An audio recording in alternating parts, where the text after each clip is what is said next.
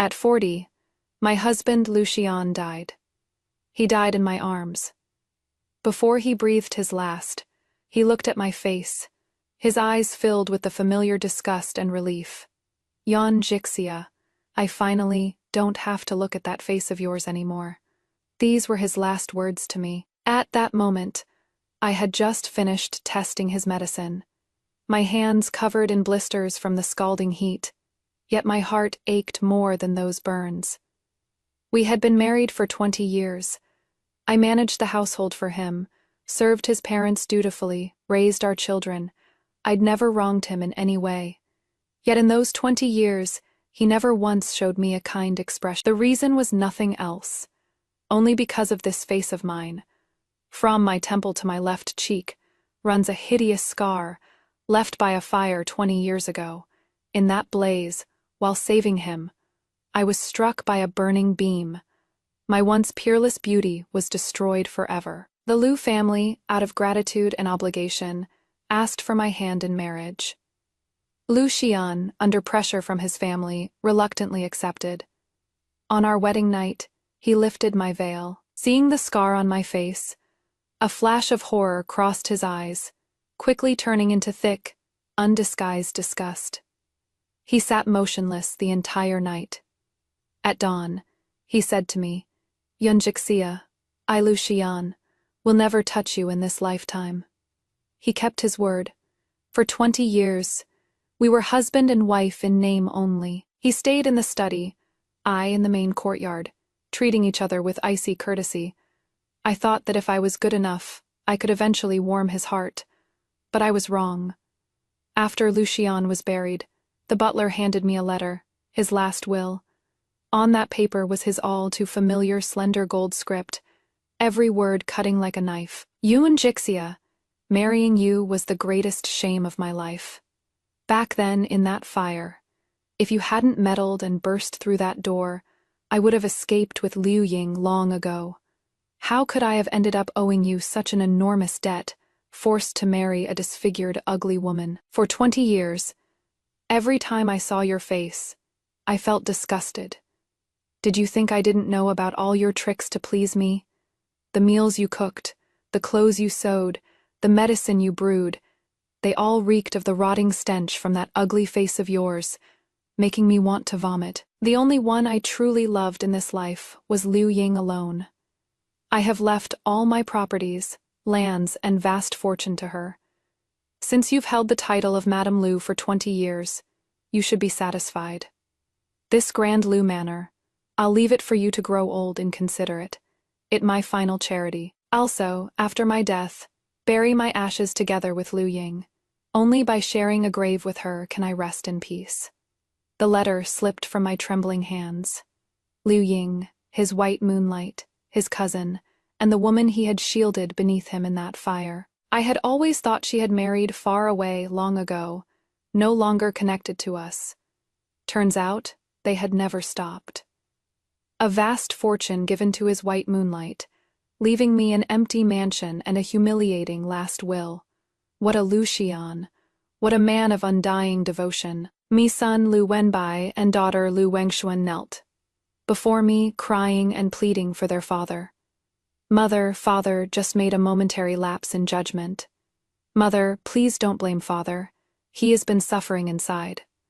I looked at them and suddenly found it utterly laughable. The children I had painstakingly raised had long been molded by their father into puppets, who only knew blind filial piety.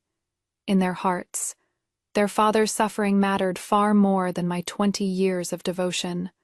My heart, at that moment, completely died. I held Lucian's urn of ashes and climbed, step by step, to the tallest star, picking tower in the city.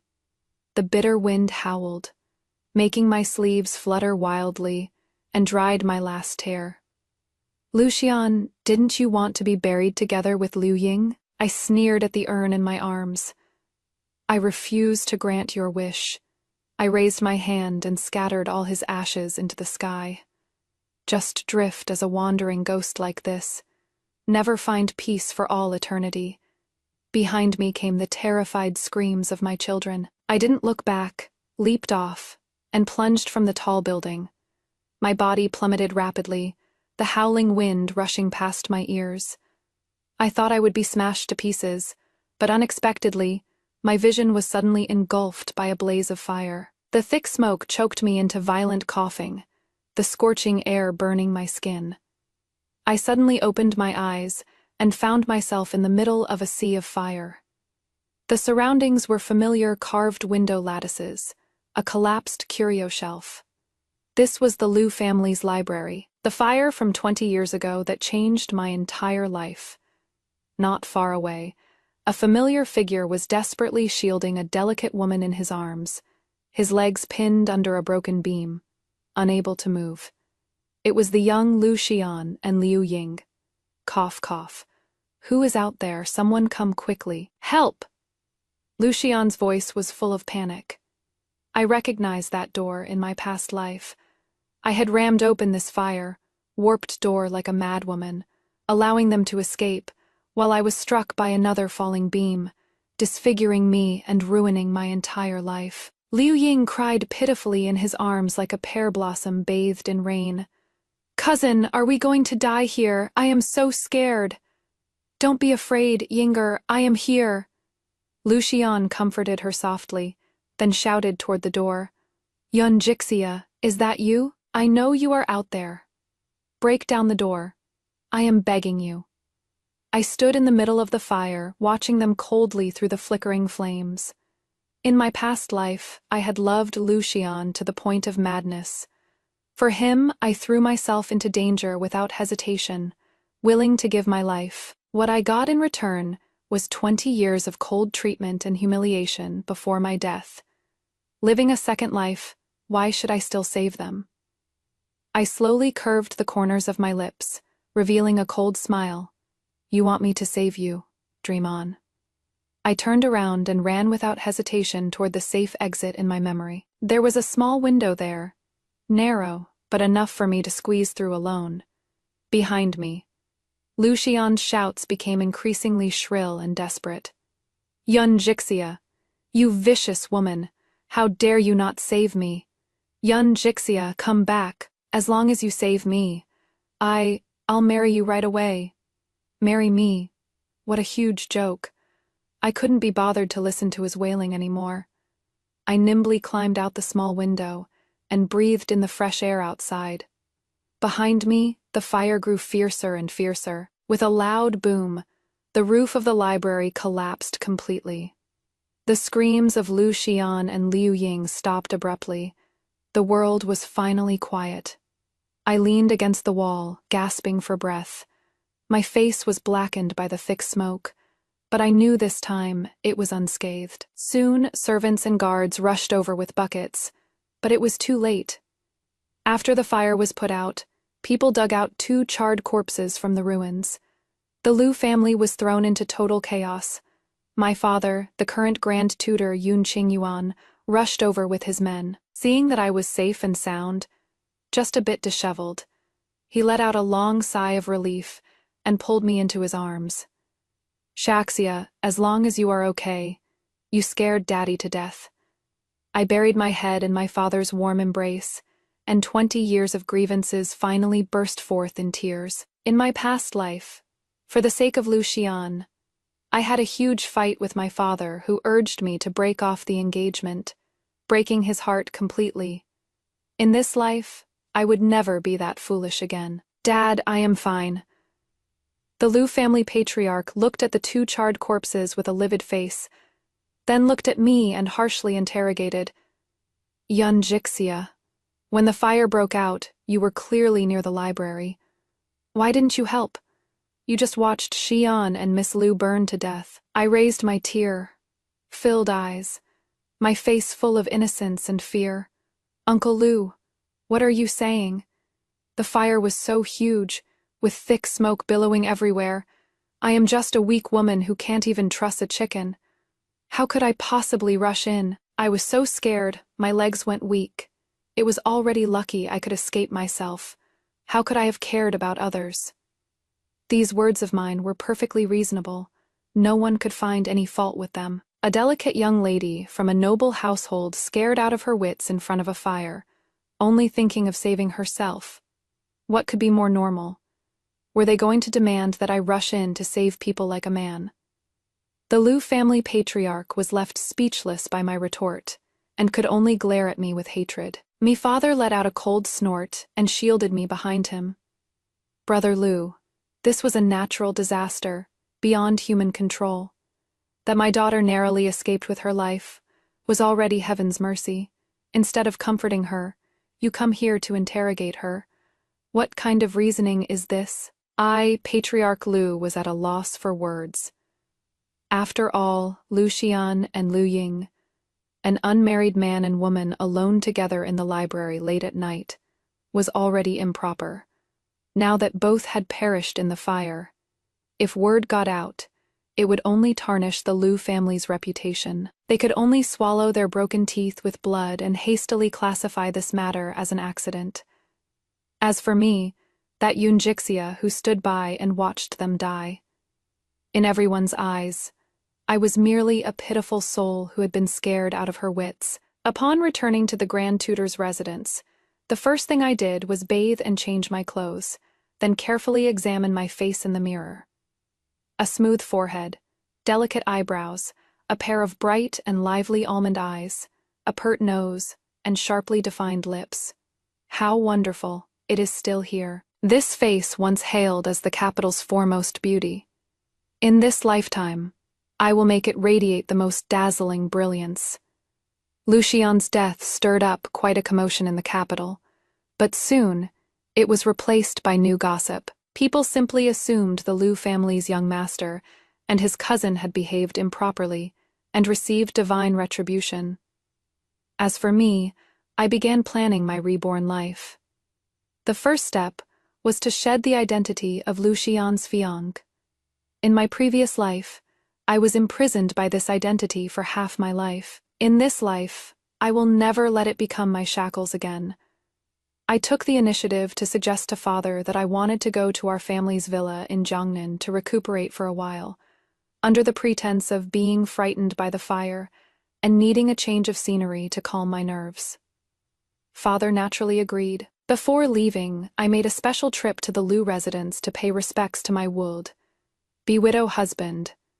At the morning hall, Madame Liu was crying her heart out.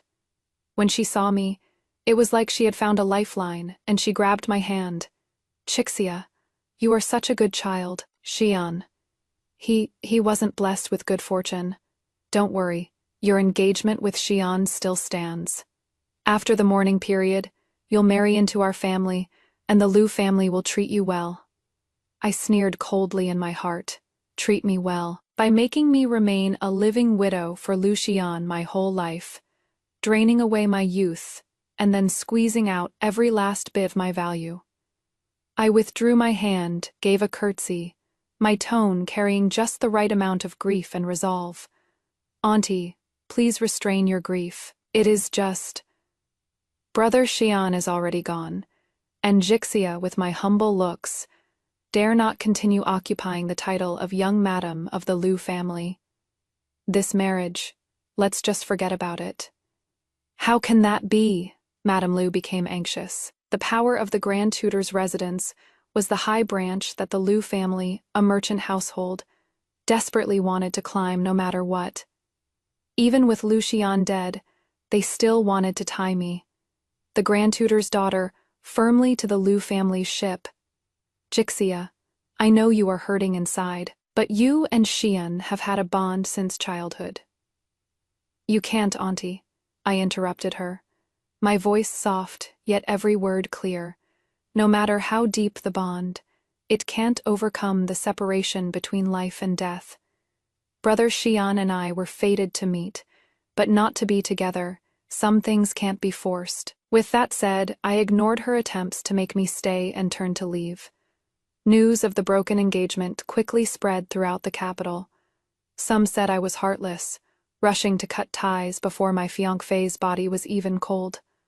Others said I was smart, cutting my losses in time to avoid becoming a widow at such a young age. I didn't care about these rumors and gossip. I knew this was only the first step of my plan. The real battlefield was in Jiangnan. Jiangnan, land of fish and rice, prosperous and flourishing. My family's villa was situated by Lake Taihu, just outside Suzhou City. But the purpose of this trip wasn't for sightseeing. I remembered that in my previous life, most of Lucian's vast fortune came from the salt licenses and canal transport business in Jiangnan. And the reason he could gain a foothold in these two lucrative industries was all thanks to a mysterious figure called Boss Shen. Lucian had sighed more than once in front of me, saying this Boss Shen had connections reaching the heavens, could navigate both the underworld and legitimate circles, and was Jiangnan's true underground emperor. He owed everything he had today to a chance encounter back then that caught Boss Shen's eye. In this life, Lucian was dead.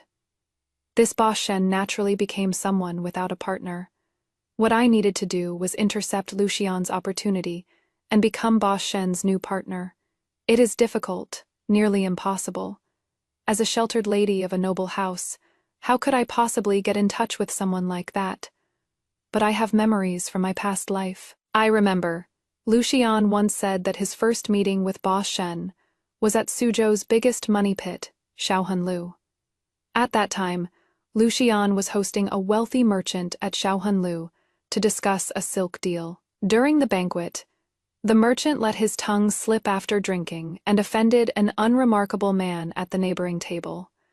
That man flew into a rage on the spot, wanting to break one of the merchant's legs. To save the deal, Lucian braced himself and stepped forward to mediate, spending a fortune and downing 3 cups as self-punishment before finally settling the matter.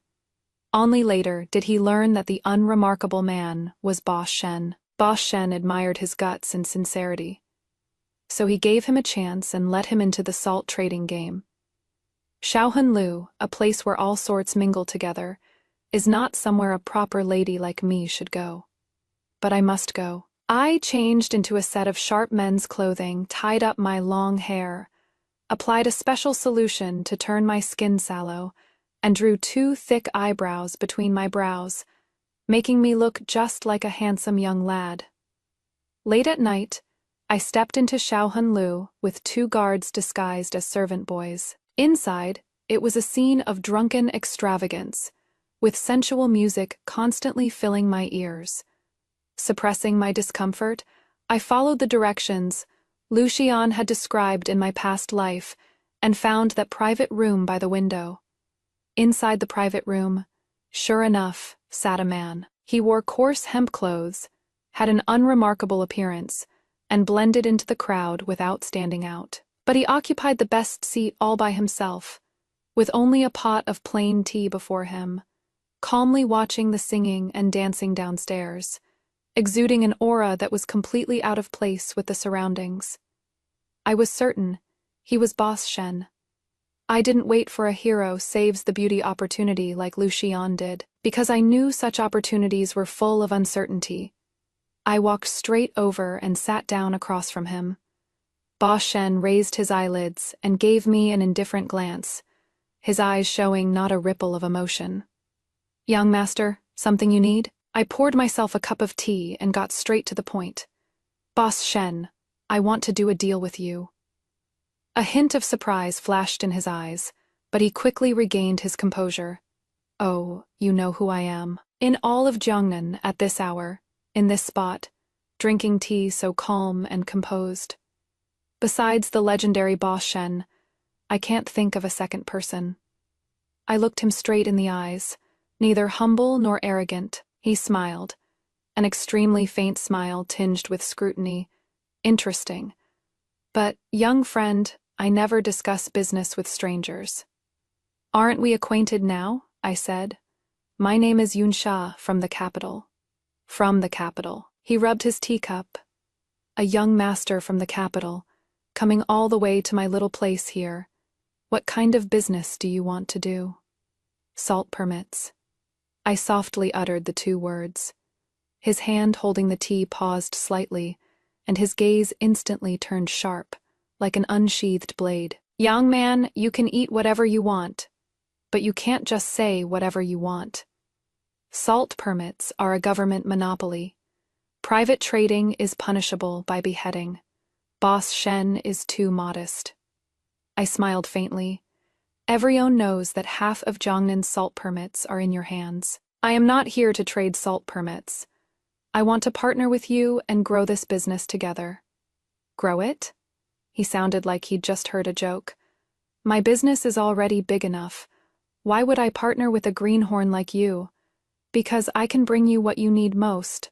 Oh, and what is that? A backer. I said, word by word, a backer powerful enough to let you expand your business to the capital, to all of Great Zhou. Boss Shen fell silent. He stared at me, as if trying to see right through me.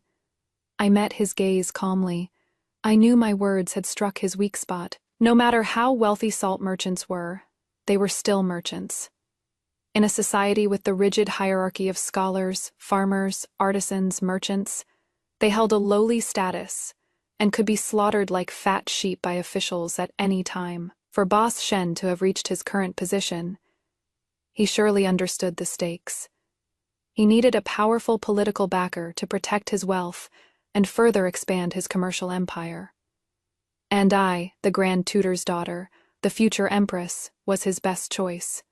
Of course, I couldn't reveal my true identity to him right now. After a long while, he finally spoke slowly. What makes you qualified? Just because my surname is Yun. I lifted my teacup and took a gentle sip. The capital, the Yun family. I didn't say my father was the Grand Tutor, only mentioned the Yun family. This was a perfectly calibrated vagueness. It revealed my extraordinary background while leaving enough room for imagination, letting him investigate and guess on his own. Sometimes saying too much actually invites suspicion. A sharp glint flashed in Boss Shen's eyes.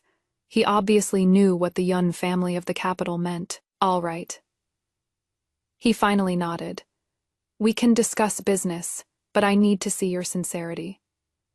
My sincerity is this. I pulled out a sheet of paper from my chest and pushed it in front of him. On it was drawn a completely new salt drying method.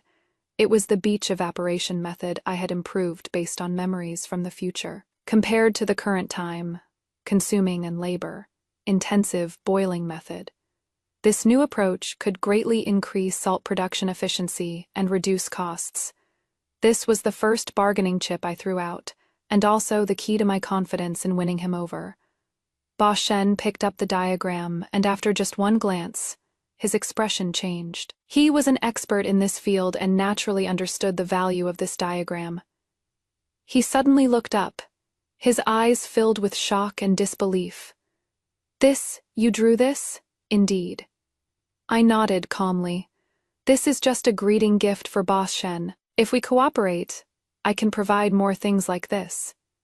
For example, how to improve canal transport vessels and increase cargo capacity, how to establish a more efficient accounting system and plug corruption loopholes. Every single thing I mentioned hit precisely on a merchant's pain points. Boss Shen's breathing became somewhat rapid. He looked at me as if looking at a huge treasure. Young Master Yun. He even changed his form of address. Please forgive this Shen for failing to recognize greatness just now. This deal, I'll take it. I smiled. I knew it.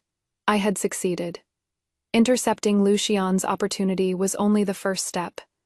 Next, I would use Boss Shen's financial resources and connections to build my own commercial empire. I was no longer that resentful woman of the inner chambers who could only survive by depending on men. In this life, I would be my own queen. The cooperation with Boss Shen went exceptionally smoothly. Under the identity of young Master Yun, I became his most mysterious and most important partner. I provided business concepts and technology that transcended this era, while he was responsible for putting these ideas into practice. We improved the salt drying method, tripling salt production in just half a year while cutting costs by half. We monopolized the salt market in Jiangnan, and our profits snowballed larger and larger. We then turned our sights to canal transport. I designed a new type of Fuchuan ship with greater cargo capacity, faster speed, and stronger resistance to wind and waves. Our fleet soon replaced the official ships and became the dominant force on the canals. Silk, tea, porcelain. We had a hand in any business that could make money. My wealth was accumulating at a terrifying speed. During this period, my father, through my guidance, investigated and prosecuted several corrupt officials from the Jiangnan Salt Transport Office. Not only did he recover a huge amount of tax money for the national treasury, but he also cleared the obstacles for my and Boss Shen's business. His reputation in court grew ever higher, earning deep trust from the emperor. Everything was proceeding in an orderly manner, according to my plan. And I had transformed from a naive young girl into a business queen who strategized from behind the scenes. Though in public, I was still that grand tutor's daughter recuperating in Jiangnan, gentle, demure, and delicate. This double life made me feel incredibly thrilled and satisfied. A year later, I returned to the capital. By now, I was no longer the young Jixia from a year ago who had nothing but her family background. The wealth I controlled was enough to make all the nobles in the capital take notice. Of course, all of this was a secret. After returning to the capital, the first thing I did was go visit Liu Ying. Oh, wait, I should call her Madame Liu now. After Lu Xian's death, the Liu family, in order to protect their family fortune and to appease their deeply intertwined business relations with the Liu family, actually had Lu Xian's younger brother, Lu Xian, marry Liu Ying. They really put on an absurd show of when the elder brother dies, the younger takes his place. I met her in the garden of the Liu residence. She wore a gorgeous dress adorned with pearls and jade, but there was a lingering trace of gloom between her brows. When she saw me, she was momentarily stunned, then forced out a stiff smile. "Little sister Jixia, you are back, Sister Liu." I smiled slightly, my gaze sweeping over her. "It has been a while, and you've become even more prosperous, sister." My words were like a needle, piercing right into her. Her face paled slightly, and she forced a smile. "You jest, little sister. I merely got married, that is all." "Indeed, married to Brother Xian's own younger brother." I sighed with feigned innocence. "Come to think of it, Sister really does have quite a connection with the Liu family. I wonder, in the quiet of the night, when facing your current husband, do you ever mistake him for Brother Xian?" "You?" Liu Ying's face instantly flushed crimson. Her eyes filled with shame, fury, and humiliation. This was precisely the most secret wound in her heart. Marrying her brother, in-law, was a scandal in anyone's eyes. She might appear glamorous now, but in reality, she was walking on thin ice in the Liu family, constantly subjected to gossip everywhere. I wanted to tear open her scars and make her wish she were dead. "What nonsense are you spouting?" she snapped harshly. "Am I spouting nonsense?" I tilted my head, smiling innocently and harmlessly. "Back then in the library, Brother Xian was protecting you when he... such deep love and loyalty. You must have been deeply moved, sister." "Shut up." Liu Ying was like a cat whose tail had been stepped on, her voice turning shrill. That fire was all your fault. If you had broken down the door sooner, cousin wouldn't have died." She had finally spoken her true feelings. This was exactly what I had been waiting for. Oh, the smile on my face gradually turned cold. Blame me, a weak woman, for not rushing into the fire to save you. Sister Liu, have you forgotten that, at the time, there were only 2 people in the library? You and Brother Xian, a man and a woman alone, sharing a room together. Do I need to remind you what you were doing? Liu Ying's lips trembled, unable to speak.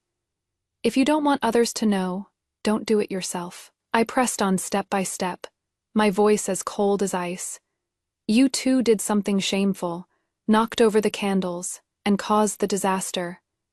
Yet you turn around and blame me, an innocent bystander, for not risking my life to save you. Where in the world is there such logic? You are spouting nonsense. Whether I am spouting nonsense, you know best in your heart." I looked at her coldly. Liu Ying, you are enjoying the Liu family's wealth, pining for my former fiancé in your heart, yet you married his younger brother. How long do you think Lucian will tolerate you? How long will the Liu family tolerate you? Do you think what you have now really belongs to you? It is nothing but flowers in a mirror, and the moon and water. It will shatter at the slightest touch.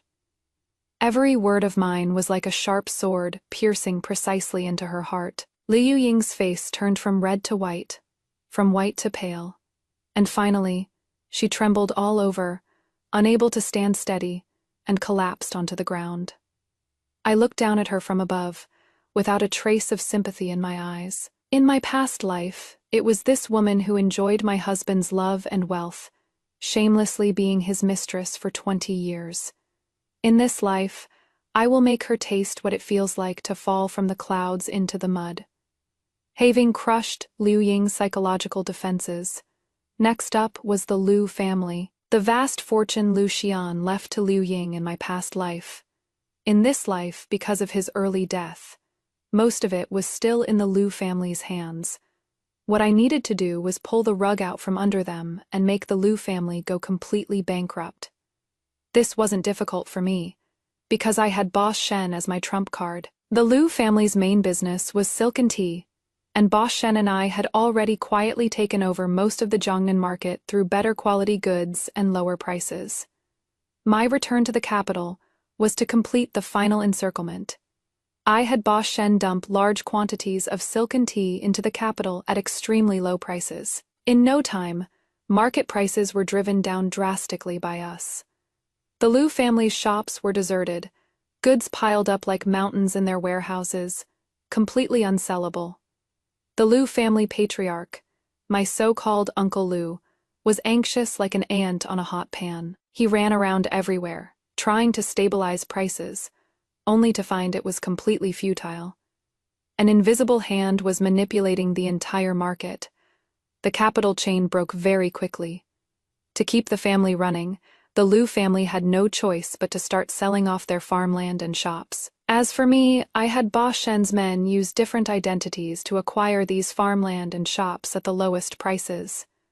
One by one, in just 3 short months, the Liu family went from being a wealthy merchant clan dominating the region to a debt-ridden empty shell. The Liu clan leader's hair turned white overnight. He couldn't figure out who on earth was targeting the Liu family from behind the scenes. Until one day, I arranged to meet him under the identity of Yun Sha. The meeting place was the premium room at Wangjiang Tower, the largest restaurant in the capital. This place had once been the Liu family's property. When the Liu clan leader saw the composed Yang gentleman sitting in the seat of honor, he froze. "Yang Master Yun, what do you need from me?" He kept his posture very low.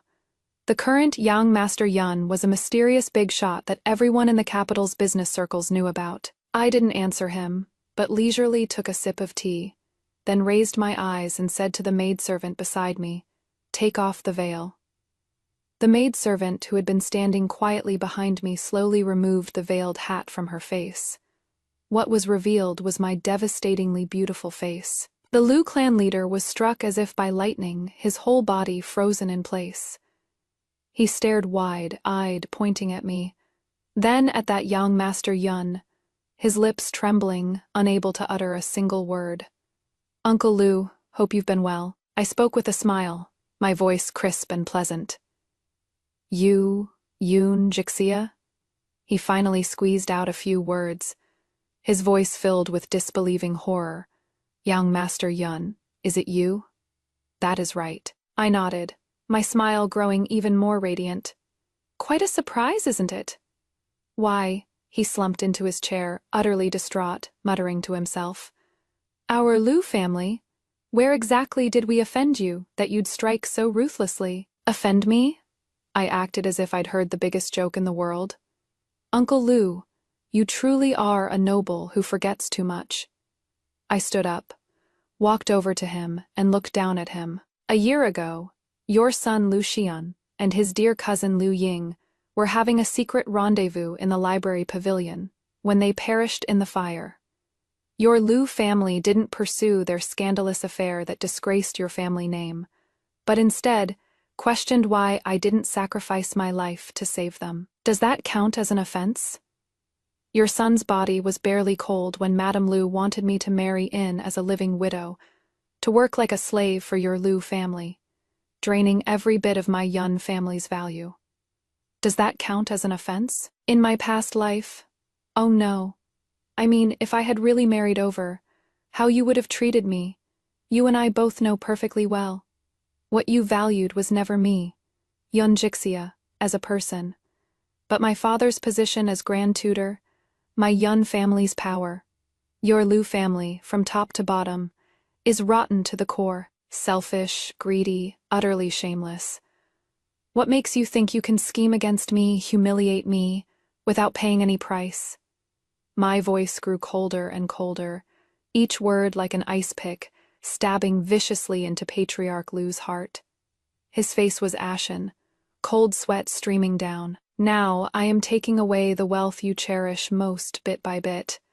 Let you taste what it is like to fall from the clouds. I leaned close to his ear, and in a voice only the two of us could hear, I whispered, "Oh, right, I forgot to tell you. Back in that fire, I actually could have saved them, but I didn't. I just stood there, watching coldly as they were burned alive, listening to their desperate screams. In my heart, I felt so satisfied. Patriarch Liu suddenly raised his head, his eyes bloodshot, filled with endless hatred and fear. He wanted to lunge at me, but was firmly held down by the guards behind me. "You vicious woman." "Devil!" he roared hoarsely. "Thanks for the compliment." I straightened up, adjusted my sleeves, and resumed that calm and composed demeanor. "Uncle Liu, go back and tell Liu Ying. Doesn't she love the Liu family's wealth and status? Now, the Liu family has nothing left. I'd like to see how she continues living in luxury." With that, I left with my people, striding away proudly, leaving Patriarch Liu alone, in the restaurant that once belonged to him, completely broken. The news of the Liu family's bankruptcy spread through the entire capital like a gust of wind. Those friends and relatives who once fawned over the Liu family now avoided them like the plague. When the tree falls, the monkeys scatter. Such is the fickleness of the world. Liu Ying's situation, as one can imagine. Without the support of wealth and glory, her status in the Liu family plummeted. Her husband, Liu Xian, had always held a grudge against her, and now he vented all his resentment on her, beating and cursing her at the slightest provocation. Her mother-in-law, Madame Liu, also regarded her as a jinx, treating her with cold contempt all day long. They said she lived more miserably than even the lowest servants in the manor. Once, I happened to run into her on the street. She was carrying a vegetable basket, wearing old clothes washed so many times they'd turned pale, her hair dry and yellow, her face haggard. Long gone was the radiant beauty of her former days. Seeing me pass by in a magnificent carriage, surrounded by maids and servants, intense jealousy and resentment burst from her eyes. She wanted to rush up to me, but was stopped by my guards. I lifted the carriage curtain and gave her a pitying smile. "Sister Liu, how did you fall to such a state? Need me to spare you a few copper coins?" Her body trembled violently, her nails digging deep into her palms. I lowered the carriage curtain and instructed Ed the coachman. "Let's go." The carriage slowly passed by, leaving her desperate and venomous gaze far behind. Having dealt with the Liu family and Liu Ying, my gaze turned toward a higher place. The imperial palace. The crown prince's frail health was already common knowledge, and the princes, for that supreme position, fought openly and schemed in secret, the struggle growing ever fiercer. My father, as the Grand Tutor, teacher of emperors and leader of the neutral faction, naturally became a target that all factions sought to win over. And I, as the Grand Tutor's only daughter, my marriage had also become an important bargaining chip in this political game. The third prince, the fifth prince, the seventh prince, almost all princes of suitable age had expressed their intentions for marriage alliance to my father, through various channels. In my past life, I was blinded by Lucian and turned a blind eye to all of this. This life, I see everything crystal clear. I didn't rush to make a choice. Instead, I secretly used Ba Shen's nationwide intelligence network to carefully observe and assess each prince. The third prince seemed refined and elegant, but was actually petty and vindictive. The fifth prince was exceptionally brave, but simple-minded, all brawn and no brains. In the end, my gaze fell upon the most inconspicuous one, the ninth prince, Merongheng. His mother had died early, his maternal family had no power, and he was cautious and careful in the palace, never participating in any factional struggles, like an invisible man. Everyone thought he had no chance at the throne. But I knew he wasn't. Through Boss Shen's intelligence network, I uncovered some unknown matters. For example, he secretly recruited refugees outside the city, reclaimed wasteland for farming, and built his own power base. For example, he had very close personal relationships with several generals at the border. Another example, on the surface, he seemed completely clueless about court politics. Yet he often hit the nail on the head, pointing out oversights in my father's policies. Of course, through anonymous letters. This was a man who knew how to hide his brilliance, with profound depths in his heart. What he lacked was just an opportunity to step onto the stage. And I could give him that opportunity. I chose him. On a spring day when hundreds of flowers were in bloom, using the chance to offer incense at the royal temple, I coincidentally encountered the ninth prince who was also meditating there. He wore a cyan robe washed so often it had turned pale, with clear features and a calm demeanor, sitting under a Bodhi tree, intently reading a Buddhist scripture. Sunlight filtered through the gaps between the leaves, casting dappled shadows on him, giving him an ethereal, otherworldly presence. I walked over and curtsied to him. This humble subject Yunjixia greets the Ninth Highness. He looked up, saw me, and a flicker of surprise crossed his eyes, but he quickly regained his composure. Miss Yun, no need for such formalities. Between us there wasn't much small talk. I directly stated my purpose. Your Highness, do you want to become emperor? My question was earth-shattering. The Buddhist scripture in his hand fell to the ground with a thud. He abruptly stood up, looking at me warily, a flash of killing intent passing through his eyes. Miss Yun, watch your words. Your Highness need not be nervous. I continued smiling, calm and composed. Since I dared to ask this, I naturally came with sincerity. My father is the Grand Tutor of the current dynasty. Under my command is the largest trading company in Jiangnan. Money, people, power, I can give you all of it. I have only one condition. What condition? His voice was somewhat hoarse. I want to be the Empress. He fell silent. After a long while, he looked at me deeply, that gaze as if wanting to pierce through my flesh and see into the depths of my soul. Why choose me? Because your Highness is worth it. I met his gaze. Also because we are the same kind of people. To achieve our goals, we'll stop at nothing. He suddenly laughed. It was a laugh of relief, yet tinged with a hint of admiration. Fine. He said only one word. Our alliance was thus formed. Everything that followed fell into place naturally. Under my persuasion, my father began to quietly pave the way for the ninth prince in the imperial court. I, on the other hand, used my vast wealth to recruit soldiers and horses for him and win people's hearts. After the crown prince died of illness, the struggle among the princes reached a fever pitch. The third prince and the fifth prince fought until both were ruined. One was deposed for treason, the other imprisoned for corruption. And the ninth prince Merongheng, who had always been aloof from worldly strife, was naturally established as the new crown prince with the support of my father and a group of court officials. The following year, the old emperor passed away, and Merongheng ascended the throne, becoming the new emperor. And I, as I had wished, put on the phoenix robe, wore the phoenix crown, and became the most noble woman in all of Great Zhou. On the day of my coronation as empress, I stood atop Kungxian Gate, looking down at the civil and military officials kneeling below, their voices resounding with cries of "Long live the emperor." Among the crowd, I spotted a figure both familiar and unfamiliar. It was Lucian. I don't know what method he used, but he had somehow blended into the crowd, watching me from afar.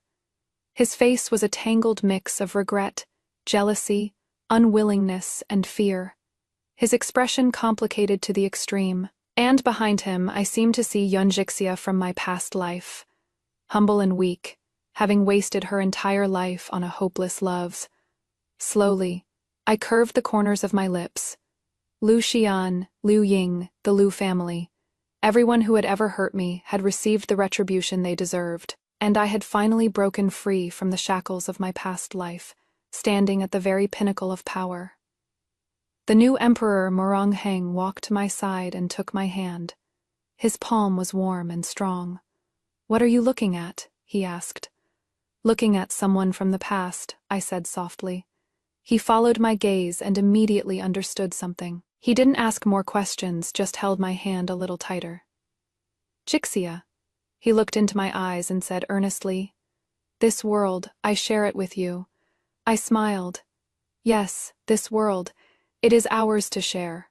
The fire of my past life burned away my beauty, and also burned away all my innocence and love. The fire of rebirth, however, ignited my ambition and desire, letting me rise from the ashes reborn. My life has only just begun.